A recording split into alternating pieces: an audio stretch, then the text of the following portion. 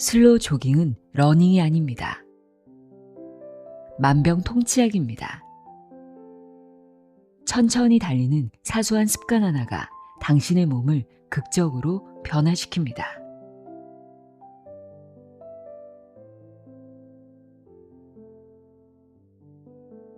안녕하세요. 나의 소리책 갈피 소리내어 있다입니다.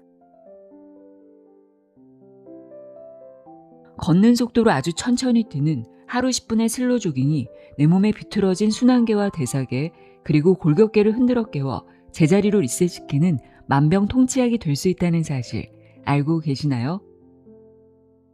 오늘 소개해드릴 책은 슬로우 조깅의 공식 입문서 다나카 히로아키의 하루 10분 걷듯이 달렸을 뿐인데 입니다.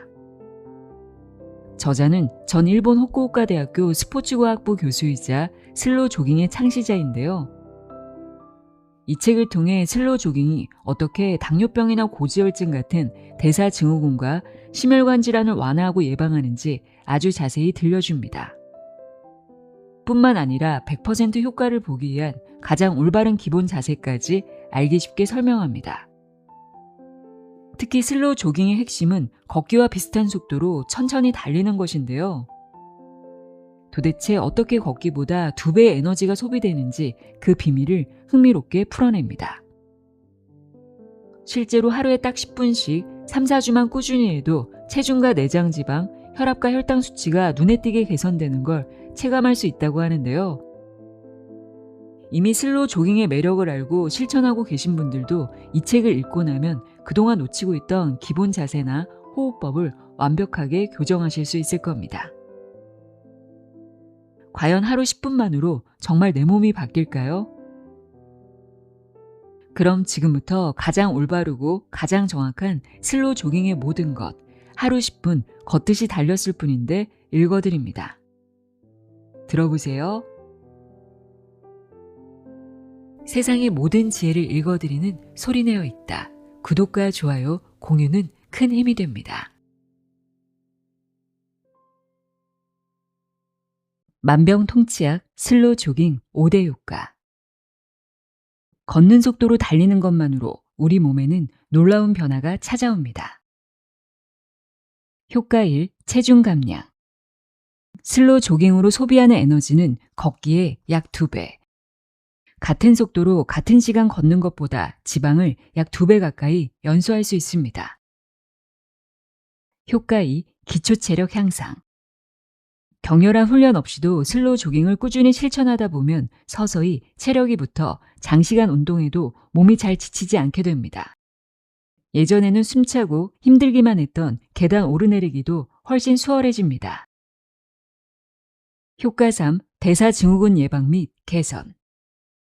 유산소 운동인 슬로우 조깅은 복부 주위에 쌓인 내장 지방을 줄여주므로 대사증후군 예방에도 효과적입니다.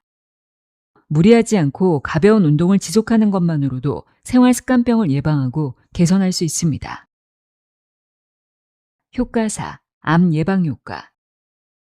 지구력을 길러주는 운동은 면역력을 강화하므로 슬로우 조깅은 암을 예방하는 데에도 큰 도움이 됩니다. 꾸준히 지속할수록 질병에 걸릴 위험은 자연스럽게 낮아집니다. 효과 5. 뇌 활성화로 기억력 향상.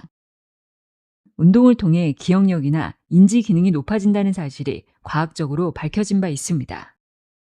슬로우 조깅은 향후 치매를 예방하는 측면에서도 큰 기대를 모으고 있습니다. 이런 분들에게 슬로우 조깅을 추천합니다. 지금까지 한 번도 달리기를 해본 적이 없다. 운동이라는 말만 들어도 부담감부터 앞선다. 체력에 자신감이 없다. 가벼운 산책조차 꾸준히 지속하기 힘들다. 다이어트를 결심해도 늘 작심삼일로 끝나기 일쑤다. 최근 들어 부쩍 복부 주위의 군살이 걱정된다. 살을 빼고 싶지만 먹는 즐거움은 포기할 수 없다. 바빠서 도저히 운동할 시간이 안 난다. 평소 무릎이나 허리가 좋지 않아 고민이다. 나이를 생각하면 달리기가 부담스럽다. 내 몸을 바꾸는 슬로우 조깅 효과. 에너지 소비량이 걷기에 무려 2배. 우리는 흔히 이동 거리가 같다면 어떤 운동을 하든 에너지 소비량도 비슷할 거라고 생각합니다. 그러다 보니 걷기만으로 다이어트를 실천해도 충분하지 않을까라고 생각하는 분들도 분명히 계실 겁니다. 하지만 여기에는 효율이라는 함정이 숨어 있습니다. 체중 60kg인 사람이 5km를 걸었을 때와 슬로 조깅을 했을 때의 소비 에너지를 비교해 볼까요? 걷기는 150칼로리이지만 슬로 조깅은 300칼로리로 무려 2배나 차이가 납니다. 같은 속도로 같은 시간을 투자한다면 슬로 조깅이 압도적으로 유리할 수밖에 없지요. 불면의 밤이 편안한 휴식으로. 쉽게 잠들지 못하거나 밤새 뒤척이는 것은 우리 몸에 필요한 건강한 육체적 피로가 턱없이 부족한 탓입니다. 우리 몸의 리듬과 생체 기능은 뇌에서 말초신경에 이르는 자율신경이 세심하게 조절합니다. 자율신경은 교감신경과 부교감신경이라는 두 가지 축으로 나뉘는데 낮에는 교감신경이 활성화되어 몸을 활발히 움직이게 하고 밤에는 부교감신경이 작용하여 몸을 휴식 모드로 전환해 주지요. 그런데 과도한 스트레스와 신체 활동 부족이 일상이 된 현대인들은 이 자율신경의 균형이 무너지기 쉽습니다. 밤이 되어도 부교감신경이 제 기능을 하지 못하니 몸은 쉬고 싶어도 쉴 수 없는 상태가 되는 것이죠. 이것이 결국 만성적인 불면으로 이어집니다. 이때 적절한 운동을 하면 우리 몸의 교감신경은 다시 활발하게 깨어납니다. 더 흥미로운 점은 그 후에 일어나는 변화이지요. 운동이 끝나면 우리 몸에서는 반작용처럼 부교감신경이 우위를 점하게 됩니다. 운동을 한 날 밤 유독 깊은 단잠에 빠져드는 것은 결코 기분 탓이 아닙니다. 저 역시 머리만 대면 곧바로 잠들곤 하는데 그 속도가 무척 빨라 가족들이 깜짝 놀랄 정도랍니다.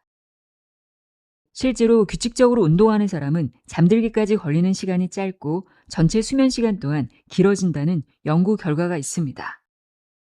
단순히 시간만 늘어나는 게 아니라 훨씬 깊고 질 높은 수면을 취한다는 사실 또한 입증되었죠.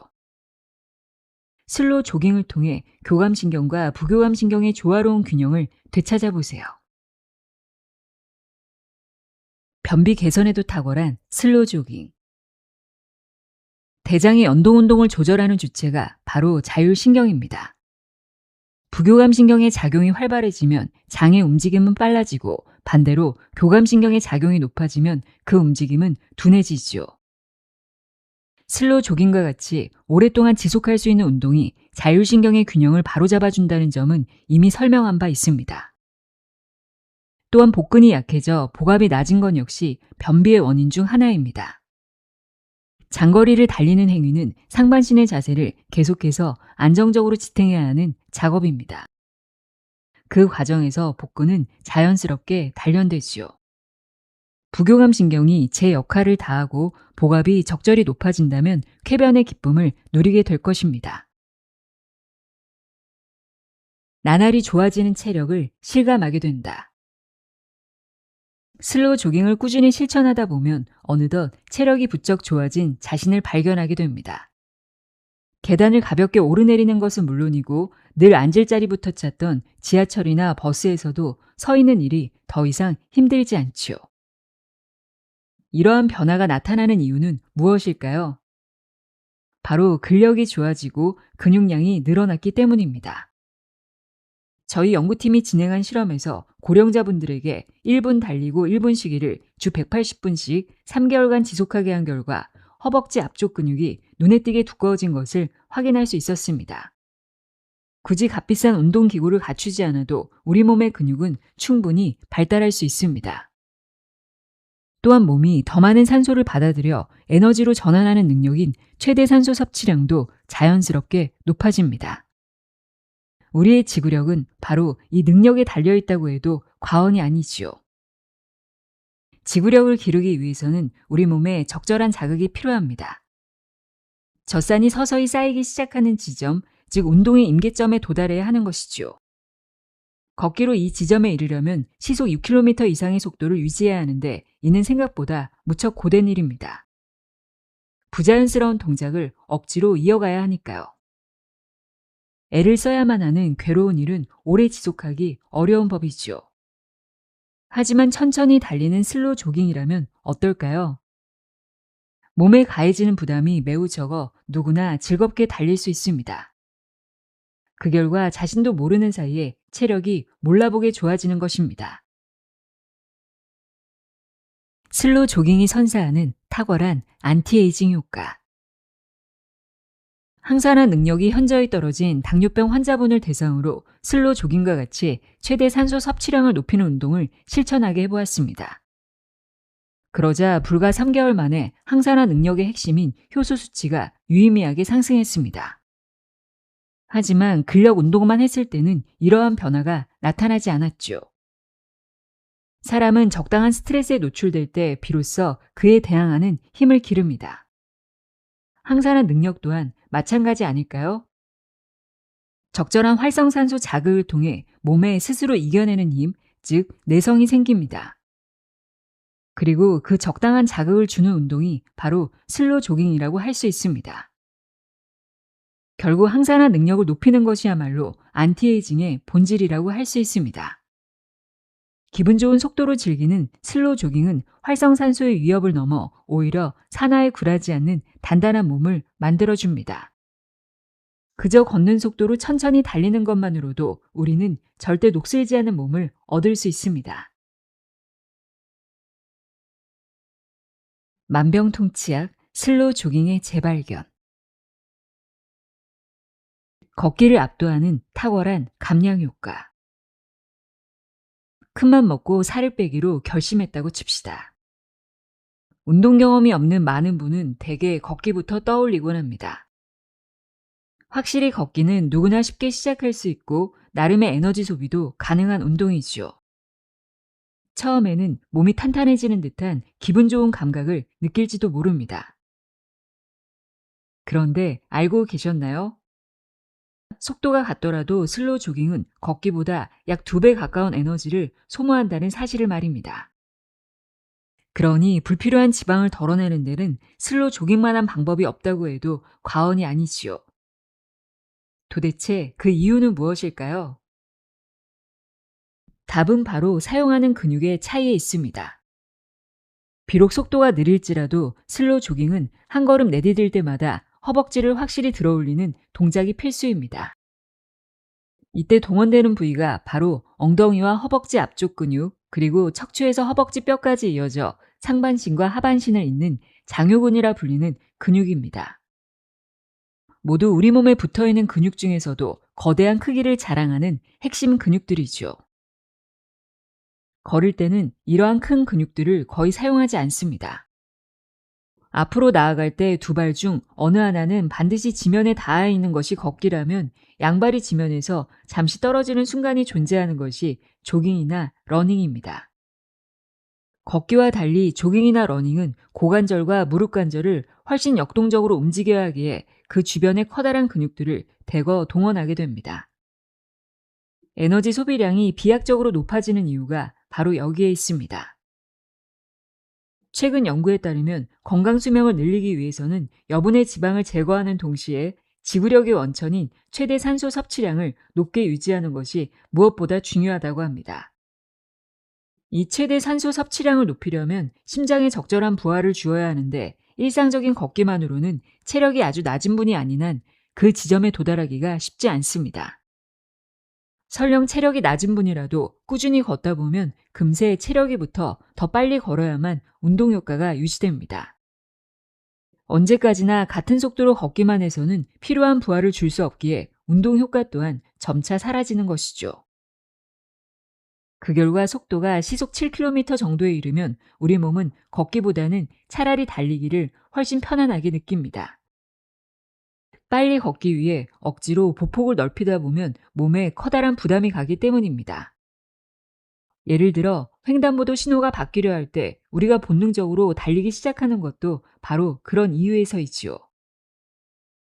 걷는 듯한 속도로 달리는 슬로우 조깅에서는 이런 비효율이 발생하지 않습니다. 아무리 빨리 달려도 효율은 일정하고 몸에 가해지는 부담이 급격히 늘어나는 일도 없으니까요. 그러므로 체력이 붙는 정도의 운동 부하를 유지하며 달린다면 자연스럽게 느린 속도를 유지하며 달릴 수 있지요.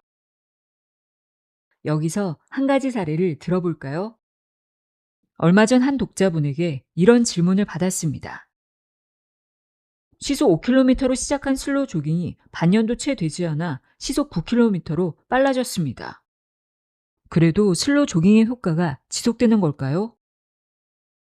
이것이야말로 정확히 제가 의도한 바입니다.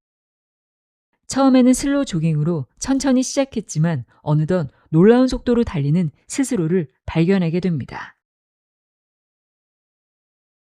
슬로란 어느 정도 속도일까?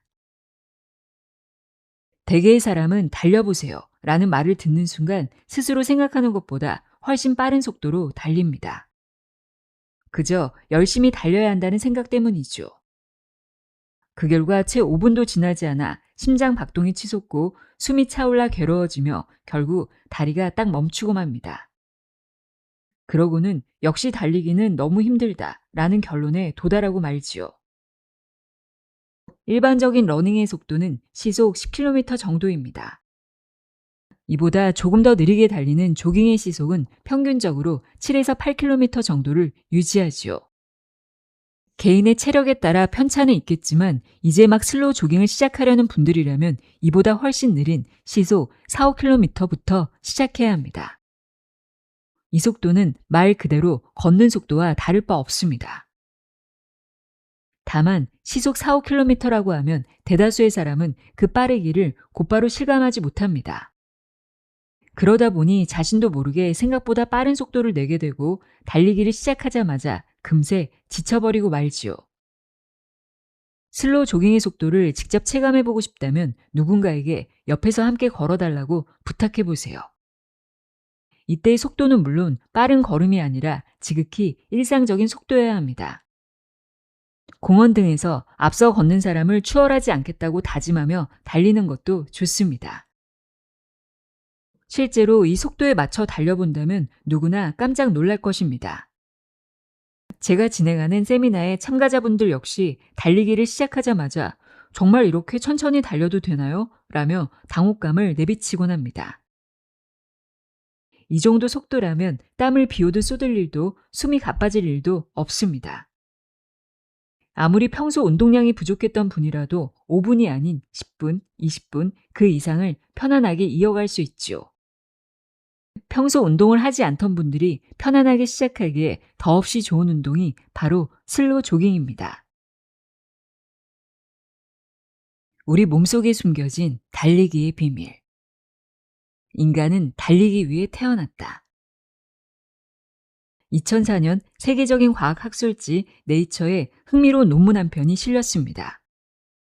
제목은 지구력 달리기와 인류의 진화. 인류는 계속 달리기 위해 진화했다는 도발적인 주장을 담은 논문이었죠. 200만 년 전 유인원을 닮은 조상이 인간으로 진화하게 된 결정적 계기는 무엇이었을까요? 논문은 사바나에서 동물을 사냥하기 위해 긴 거리를 달렸던 경험을 꼽습니다. 침팬지와 비교하면 확연히 긴 아킬레스건, 긴 다리, 그리고 커다란 대둔근까지. 이러한 신체적 특성을 갖추며 인간은 달리기에 최적화된 생물로 거듭났다는 것입니다. 우리는 흔히 두 다리로 서서 걷기 시작했고 그 연장선상에서 달리게 되었다고 믿어왔지만 사실은 그 반대일지도 모릅니다. 사냥을 위해 장거리를 달려야만 했던 절박한 필요성이 오히려 인류의 진화를 촉진했다는 설이지요.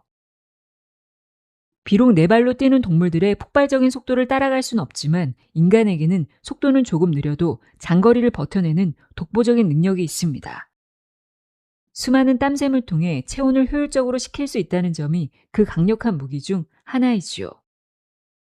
끈기 있는 마라톤 러너가 되어 동물을 바짝 뒤쫓아 사냥하고 신선한 고기를 얻어 생존 경쟁에서 승리해 왔다는 것입니다. 이 논문의 영감을 이어받아 2009년에는 본투런이라는 책이 출판되어 미국에서 베스트셀러 반열에 올랐습니다. 세계 최강의 러너 부족이라 불리는 멕시코 타라오 마라족의 달리기 비밀을 흥미롭게 풀어낸 책입니다. 이런 관점에서 본다면 왜 굳이 힘들게 고생하며 달리는가? 라는 의문은 더 이상 의미가 없습니다. 삶을 지탱하기 위한 수단으로 인간은 이미 달리기에 가장 적합한 몸을 선물받았으니까요. 오히려 지금 우리에게 필요한 질문은 이것 아닐까요? 왜 그토록 훌륭한 신체적 특성을 제대로 활용하지 않는가? 이제 단순히 이동을 위한 수단으로 달릴 기회는 거의 사라졌습니다.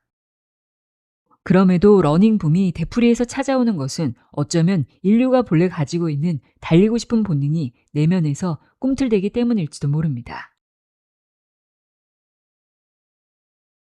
슬로우 조깅 창시자에게 배우는 기본 자세.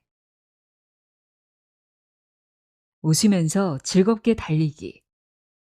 싱글벙글 속도란 슬로우 조깅의 기본이 되는 속도를 싱글벙글 속도라고 합니다. 말 그대로 입가에 미소를 띤 채 함께 달리는 사람과 즐겁게 이야기를 나눌 수 있는 빠르기를 뜻하지요. 반면에 숨이 가빠지거나 땀이 나기 시작한다면 이는 힘차게 속도에 해당합니다. 계속 달리려면 의식적으로 힘을 내야 하고 상당한 근성까지 필요한 단계지요. 보통 우리가 조깅이나 러닝이라는 단어를 들었을 때 떠올리는 속도가 여기에 해당합니다. 평소 운동을 전혀 하지 않던 분들에게 싱글벙글 속도란 출퇴근길에 걷는 속도와 거의 비슷합니다. 집에서 가장 가까운 역까지 평소 걷던 시간 그대로 걸음만 달리기 동작으로 바꾼다고 상상해 보세요. 어느 정도 빠르기인지 금방 감을 잡을 수 있을 겁니다. 만일 달리는 도중 조금이라도 숨이 차기 시작한다면 그건 이미 힘차게 속도로 달리고 있다는 신호입니다. 그럴 때는 주저하지 말고 즉시 속도를 줄여야 합니다. 스웨덴의 심리학자 군나루 보리는 운동 강도를 주관적으로 측정하는 지표를 만들었습니다.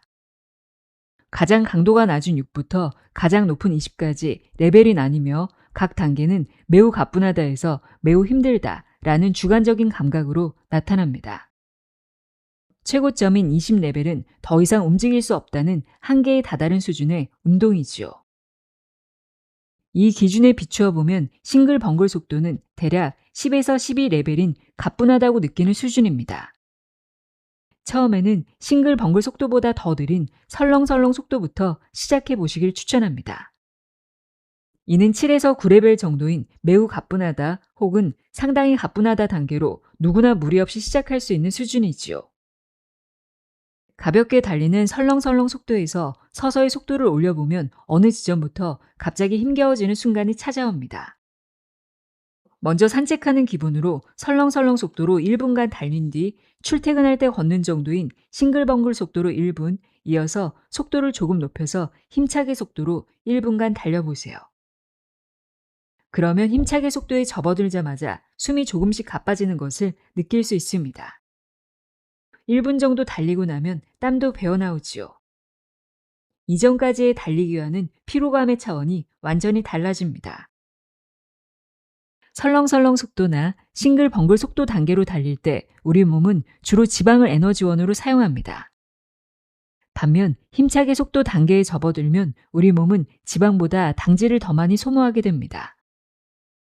당질은 달리는 속도가 올라가면 올라갈수록 사용량이 더 늘어나는 특성이 있습니다. 문제는 당질을 많이 사용할수록 그 연소 찌꺼기인 젖산이라는 물질이 체내에 쌓인다는 점입니다. 젖산이 근육 속에 쌓이는 운동 강도가 되면 우리는 비로소 힘들다고 느끼기 시작합니다.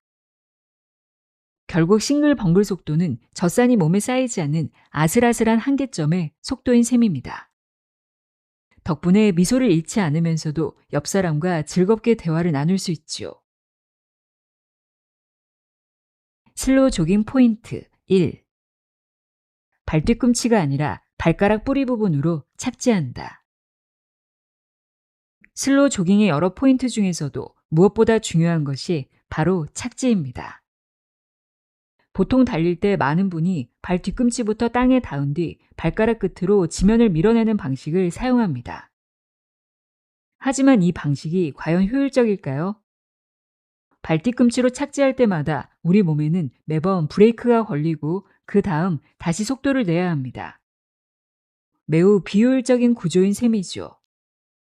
착지할 때 가해지는 충격도 크기에 부상의 위험 또한 높아질 수밖에 없고요. 슬로우 조깅에서 발 뒤꿈치가 아닌 발가락 뿌리 부분으로 착지하는 이른바 포어풋 착지를 강조하는 이유가 여기에 있습니다. 발을 뒤로 억지로 차내는 것이 아니라 아킬레스건의 탄력성을 영리하게 이용해 앞으로 나아가는 방식입니다. 한 걸음 내디딜 때마다 흐름을 끊던 브레이크가 없으니 달리기가 한결 효율적으로 변하는 건 당연한 이치지요. 게다가 포어풋 착지는 지면에서 전해지는 충격을 최소한으로 줄여줍니다. 보통 발뒤꿈치로 착지하면 체중의 무려 3배에 달하는 충격이 몸에 그대로 전해진다고 합니다. 그에 반해 포어풋 착지의 충격은 어떨까요? 놀랍게도 발 뒤꿈치로 착지할 때 3분의 1 정도에 불과합니다. 발을 내디딜 때마다 가해지는 충격이 확연히 줄어드니 그만큼 훨씬 안전하게 달릴 수 있지요. 사실 포어풋 착지야말로 인간에게 가장 자연스러우면서도 부상을 막아주는 최고의 달리기 방식입니다. 초보자는 물론이고 숙련된 러너들조차 무릎이나 정강이, 허리 통증으로 고생하는 경우가 참 많지요. 몸무게가 많이 나가는 분이 갑자기 달리기를 시작했다가 무릎을 다쳤다는 이야기도 한 번쯤 들어봤을 겁니다. 하지만 포어풋 착지라면 어떨까요? 부상 위험을 최소한으로 줄이면서 얼마든지 건강하게 달릴 수 있습니다. 슬로우 조깅 포인트 2. 보폭은 좁게 종종 걸음으로 달린다. 천천히 달리기 위한 비결, 그것은 바로 보폭을 좁게 유지하는 데 있습니다. 보폭을 크게 하면서 달리다 보면 몸이 비틀거려 중심을 잡기가 영 어려워지죠. 오히려 달리는 행위 자체가 고역이 되고 발에 가해지는 충격만 커질 뿐입니다. 자칫 발바닥이나 무릎을 다치기 쉬우니 주의해야 합니다. 달리기에 꽤 숙련된 분들이 처음 슬로우 조깅을 시도할 때 생각보다 훨씬 어려운데요? 라며 당혹스러워 하시는 경우가 종종 있습니다. 이는 무의식 중에 보폭을 크게 잡는 습관이 몸에 배어 있기 때문입니다. 보폭은 본인이 생각하는 것보다 훨씬 좁게 처음에는 딱 10cm 정도로 종종 걸음으로 달리듯 움직여 보십시오. 슬로우 조깅 포인트 3. 필요 이상으로 껑충거리지 않는다. 보폭을 줄여 달릴 때 혹시 앞으로 나아가는 대신 위로 껑충껑충 뛰어오르고 있진 않나요? 그렇다면 이는 명백한 체력 낭비일 뿐입니다. 몸을 상하로 크게 움직이다 보면 불필요한 에너지가 소모되기 마련이지요. 이래서는 보폭을 줄여도 금세 숨이 차오를 수밖에 없습니다. 또한 지면으로부터 받는 충격이 커져 발바닥과 무릎에 큰 부담을 주게 되고 결국 부상에 노출되기 쉽습니다. 편안하고 안전하게 달리고자 시작한 슬로우 조깅인데 이래서야 본말 전도인 셈이지요. 발이 지면에서 살짝 떨어지는 정도면 충분합니다. 달리는 근본적인 목적은 어디까지나 앞으로 나아가는 것이지 위로 껑충거릴 이유는 전혀 없으니까요. 에너지를 아껴가며 편안하게 달려보시기 바랍니다. 슬로우 조깅 포인트 4. 지면을 세게 차지 말고 가볍게 누른다. 지면을 힘껏 차야만 잘 달릴 수 있다고 생각하는 분들이 많습니다. 하지만 사실 지면을 세게 차는 동작은 불필요한 힘을 쓰게 할 뿐입니다. 다리 근육에 과도한 부담을 주어 달리는 도중에 금방 지치게 만들기 때문이지요. 극단적으로 말하면 슬로우 조깅이란 다리 힘에 의존하지 않고 앞으로 나아가는 방식입니다. 시험 삼아 똑바로 서서 몸을 앞으로 살짝 기울여 보십시오. 이때 한쪽 발을 내밀어 지면을 수직으로 누르면 몸은 자연스럽게 앞으로 나아갑니다. 이러한 지면의 반발력을 이용하면 매우 효율적으로 달릴 수 있지요. 그렇다고 해서 발로 지면을 세게 누르려고 애쓸 필요는 없습니다. 오히려 힘이 들어가 상하로 껑충거리는 부자연스러운 동작이 되어버리니까요. 그저 발을 몸의 바로 아래에 살포시 둔다는 감각으로 달려보세요.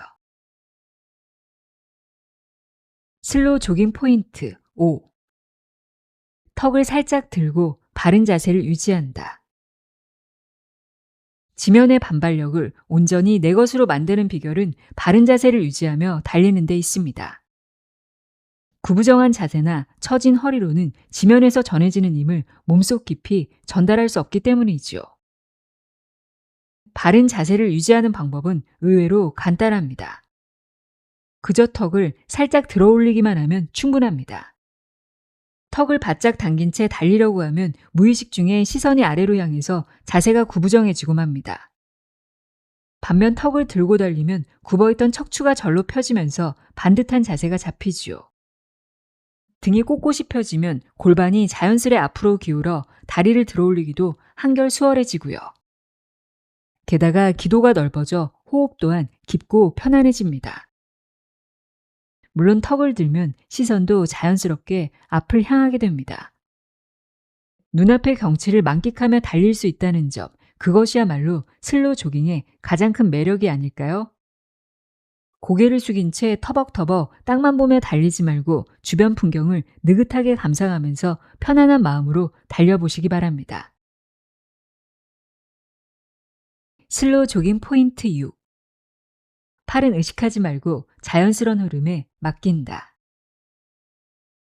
슬로우 조깅의 목적은 속도가 아니라 오래도록 편안하게 달리기에 있습니다. 그렇기에 팔 흔들기는 가급적 의식하지 않기를 권합니다. 억지로 팔을 휘두르다 보면 에너지만 낭비될 뿐이지요. 이미 지면의 반발력을 이용해 충분히 앞으로 나아가고 있으니 팔을 흔드는데 굳이 큰 힘을 쓸 필요가 없습니다.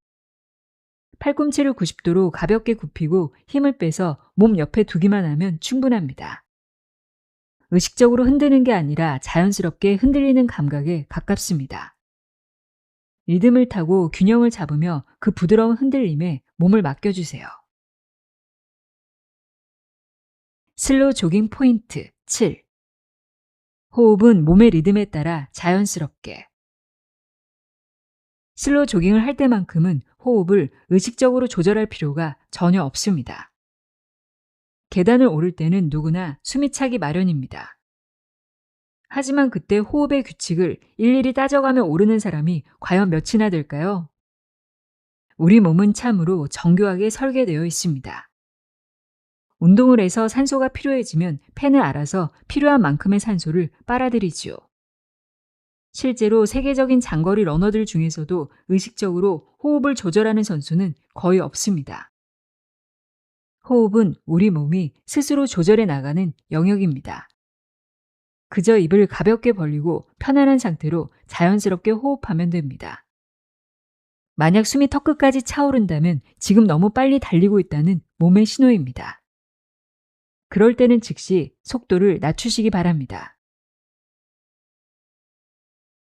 지근을 활용하면 장시간 달릴 수 있을까?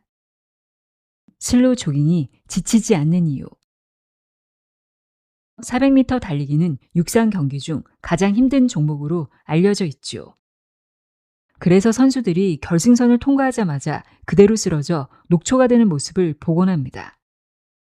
스피드 스케이팅이나 보트 경기도 마찬가지죠. 선수들이 쏟아내는 에너지는 지켜보기 안쓰러울 정도입니다. 도대체 무엇이 그들을 그토록 지치게 만드는 걸까요? 결정적인 원인은 앞서 설명한 젖산에 있습니다. 우리 몸에는 당질과 지방이라는 두 가지 연료를 사용하는 시스템이 갖춰져 있습니다. 가솔린과 전기를 함께 쓰는 하이브리드 자동차와 같은 원리이지요. 사실 당질과 지방 중 어느 한쪽만 100% 쓰는 일은 없습니다. 운동 강도에 따라 어느 한쪽을 더 많이 쓸지 비중이 달라질 뿐입니다. 보통 저강도 운동에서는 지방을 주로 쓰고 고강도 운동에서는 당질을 많이 씁니다. 지방은 산소를 대량으로 소모하여 에너지를 만들어낸 뒤 마지막에는 물과 이산화탄소로 분해됩니다. 아주 깨끗하고 효율적으로 연소되는 셈이지요. 반면 당질이 에너지로 쓰이는 비중이 늘어나면 그 과정에서 젖산이라는 부산물이 생깁니다. 젖산은 다시 에너지로 재활용되기도 하지만 강도 높은 운동 중에는 젖산이 쌓이는 속도를 재활용 속도가 따라가지 못합니다. 결국 근육에 젖산이 과도하게 쌓이면서 극도의 산성 상태로 기울고 더 이상 움직이지 못하는 한계에 다다르고 마는 것이지요. 지방과 당질이라는 두 에너지원이 사용되는 장소는 물론 근육입니다. 둘 중 어느 쪽을 사용하는지는 사용되는 근육의 성질에 달려 있습니다. 우리 몸의 근육은 크게 두 종류로 나뉘는데 하나는 순간적으로 큰 힘을 내는 데 탁월한 속근입니다. 폭발적인 파워를 자랑하지만 금방 지쳐버린다는 특징이 있지요. 웨이트 트레이닝처럼 힘을 몰았을 때 주로 사용되는 것이 바로 이 속근입니다. 다른 하나는 힘은 작아도 오랜 시간 끈기 있게 힘을 내는 지근입니다. 우리가 24시간 마라톤 같은 초인적인 도전을 할 수 있는 것도 이 지근 덕분이지요. 속근과 지근은 우리 몸속에서 명확히 나뉘어 있는 것이 아니라 하나의 근육 덩어리 속에 뒤섞여 존재합니다. 인간이 하이브리드 자동차처럼 에너지를 나누어 쓰는 비결이 여기에 있습니다. 속근은 주로 당질을, 지근은 주로 지방을 연료로 사용합니다. 따라서 속근을 많이 쓰는 스포츠일수록 젖산이 쌓이기 쉽다는 결론에 도달하지요. 400m 달리기나 스피드 스케이팅 같은 경기는 찰나에 엄청난 힘을 쏟아야 하기에 속근이 총동원됩니다. 그 결과 젖산이 쌓이고 근육은 급격히 산성으로 기울어 몸이 탈진 상태에 이르게 되지요. 하지만 슬로우 조깅에서 주로 사용되는 근육은 지근입니다. 젖산이 쌓일 일이 거의 없다는 얘기지요. 슬로우 조깅을 시작한 분들이 이내 달리는 즐거움에 빠져 매일같이 달리고 싶어하는 이유가 무엇일까요? 날마다 달려도 몸에 무리가 가지 않을 만큼 지치지 않는 운동이기 때문입니다. 올바른 달리기 방법을 익혀보자. 자칫 오해하기 쉬운 슬로우 조깅 착지법. 슬로우 조깅은 발가락 끝이 아니라 발가락 뿌리 부분으로 착지하는 주법입니다. 그런데 뒤꿈치가 두꺼운 일반적인 조깅화를 신고 달리다 보면 자기도 모르게 까치발을 든 상태가 되기 쉽지요. 특히 초보자용 신발은 착지 충격을 완화하고자 밑창이 두껍게 설계되어 있습니다. 그런 신발을 신고 긴 시간을 달리다 보면 발끝으로만 서는 부자연스러운 자세가 되어 종아리 근육에 무리한 부담을 주게 됩니다. 하이힐을 신고 달리는 상황을 상상해 보세요. 누구라도 종아리에 상당한 통증을 느끼지 않을까요? 이런 경우에는 가능한 한 밑창이 얇은 신발을 선택하시라고 권해드립니다. 착지하는 순간 발가락 뿌리 부분으로 지면을 지탱할 수 있는 포어풋 전용 신발도 최근에는 시중에서 쉽게 찾아볼 수 있습니다. 어린 시절 우리는 모두 무의식 중에 포어풋 착지로 달렸습니다. 그러다 중학교와 고등학교를 거치며 성장하는 동안 특히 장거리를 달릴 때 뒤꿈치부터 착지하라는 지도를 받게 됩니다. 보폭을 넓혀 더 빨리 달리기 위해서지요. 하지만 아킬레스건의 탄성을 온전히 활용할 수 있는 포어풋 착지만큼 인간에게 자연스러운 주법은 없습니다. 어떻게 하면 마라톤을 더 빨리 달릴 수 있을지 예전에 저 역시 수많은 장거리 지도자에게 묻고 다녔습니다. 많은 이들이 보폭을 넓히기 위해 뒤꿈치 착지를 고수해야 한다고 말했지요. 그러나 연구를 거듭할수록 저는 확신하게 되었습니다. 뒤꿈치 착지는 2단 동작인 반면 포어풋 착지는 1점 착지로 훨씬 효율적이라는 사실을 말이죠. 수레바퀴는 둥글기에 부드럽게 굴러갑니다. 반면 뒤꿈치 착지는 네모난 바퀴로 덜컹거리며 달리는 것과 같습니다. 얇은 밑창의 신발을 신고 달려보면 그 차이를 명확히 체감하게 될 것입니다.